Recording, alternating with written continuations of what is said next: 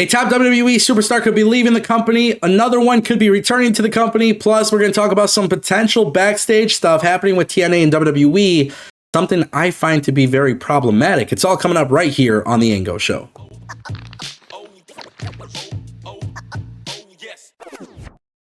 I hope you guys are all having a great week. Don't forget, we're live on the channel Monday through Friday at 12 p.m. Eastern. We're talking about Raw, SmackDown, NXT, Dynamite, everything that you can imagine. Plus, we're fantasy booking, predicting, and just having a good-ass time. So if you guys are interested, make sure you guys pull up at 12 p.m. Eastern, Monday through Friday. I want to kick things off with WWE and TNA because we know that they have a partnership, and the partnership is fantastic. We know that it's creating some really good content, especially for NXT and TNA Impact. But there was an article that went out today that I found very interesting, and it's because WWE is opposing a TNA WWE trademark. So for those who don't know, Santino Marella went to TNA and utilized his Santino Marella gimmick and name and character.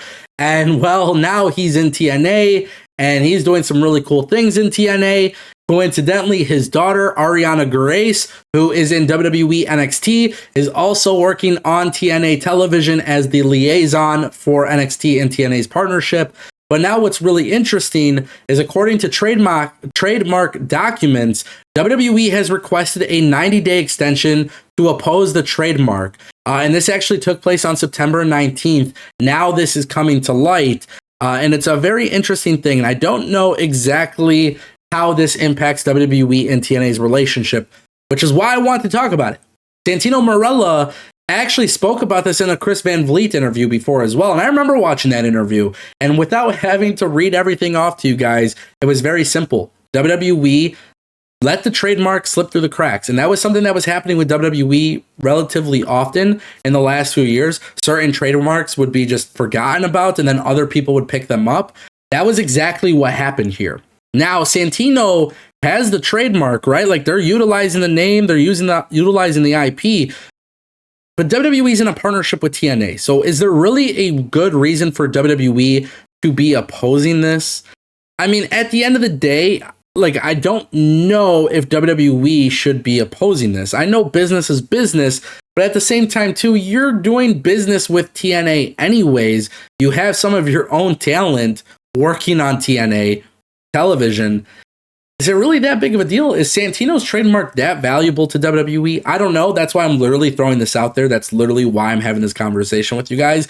I just found it to be a very fascinating article, and I found it to be very crazy that WWE might even think about ruffling some feathers, because that's essentially what could happen here. It's not like TNA owns the trademarks, Santino Marella and WWE, you know, but at the same time too, this is a guy that's he's part of the partnership. So very interesting. Let's talk about Alexa Bliss. She posted a photo on Instagram, and it's a lingerie photo, but her caption says, "Don't worry, darling, I'll see you soon enough." And normally I wouldn't think anything of this, but at the same time too, we didn't talk about it. On Monday Night Raw, there was a backstage segment where it looked like Alexa Bliss's Lily doll was chilling in the background, and you gotta wonder if Alexa Bliss is coming back to WWE television. And it looks like it's happening. Honestly, guys, I think there's been too many tweets or too many references on social media from Alexa Bliss or the Wyatt Six that indicate that she's going to be back on TV. The Wyatt Six, as of right now, only have 5 members. A lot of fans on the internet believe that the 6th member is the spirit of Bray Wyatt, which is totally understandable. But Alexa Bliss is the one that actually had the most ties to Bray Wyatt, aside from Eric Rowan, obviously. So, you know, to me, I think Alexa Bliss should return. I think she should be part of the Wyatt Six. I do have some questions about how they will go about it from the perspective of Alexa Bliss and Nikki Cross, because Nikki Cross is essentially playing Abigail the Witch, which a lot of people thought maybe that was something that Alexa Bliss was doing initially.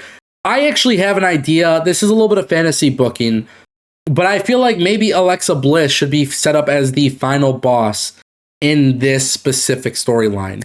You know, Queen Alexa, kind of like, I don't know how to explain it in like in a quick way, but like Uncle Howdy's the leader of the group, but Uncle Howdy is the brother of Bray. Imagine Alexa Bliss is like kind of the one who's sending Nikki Cross to go and fight her battles in the women's division, and then eventually Alexa Bliss goes on to be like this unbeatable character in the women's division. I don't know. It's going to get very tricky. It's going to be very chaotic, but I like the idea of Alexa Bliss also having a transformative character, because the thing with Alexa Bliss is that even when she was with Bray Wyatt, it wasn't like she had some crazy mask or something.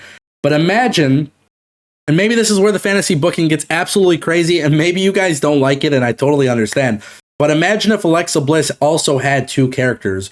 One that was a normal Alexa Bliss, and then one that had a crazy mask that was super villainous and super scary. And that mask, when she wears it, that's the one where she becomes like this undefeated character. I know a lot of people probably don't like that idea because it reminds them of The Fiend and booking gets chaotic, but I really don't know how WWE is going to go about booking Alexa Bliss as part of the Wyatt Six, and I'm just trying to think of different ways for them to do it. But that's what makes this fun. It's fun opening up your mind to different creative ideas. I'm curious what your guys' ideas are, so definitely drop a comment. Let me know how you guys would book it.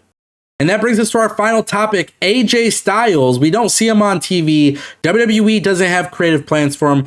And on top of that, Fightful Select has now reported that, the people they've spoken to are with the belief that AJ Styles' WWE contract is either up late this year or early 2025. And it's unclear whether or not Styles plans to leave or if the two sides have talked.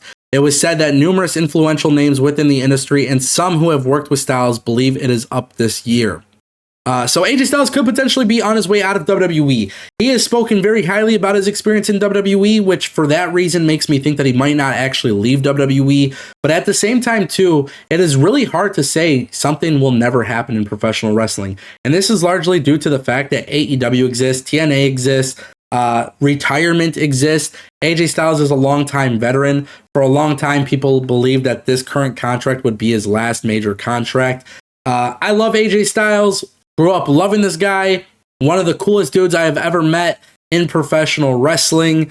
This is one of those things where, like, sometimes I just don't understand how WWE doesn't have creative plans for him and the OC. I mean, the OC were literally just on NXT losing to Hank and Tank, and I don't get it. I don't know what it is about Triple H not utilizing these guys, but you literally have an opportunity to make some sick money with the Bullet Club type of stuff, type of faction, and they just haven't done it. So I don't get it. I don't understand it. But me personally, I want to see AJ Styles stay in WWE. I'm not really a big fan of him going to AEW, and look, people will say whatever they want, but AJ Styles is a top WWE superstar. Him going to AEW where they have Okada and they have all these guys and there's still so many people not being pushed, it just seems like it's a lateral move, and I don't want to see that. But if AJ Styles leaves, I'll let you guys know when it officially happens. If he resigns, I'll let you know when it officially happens. Ladies and gentlemen, that is the Ango Show.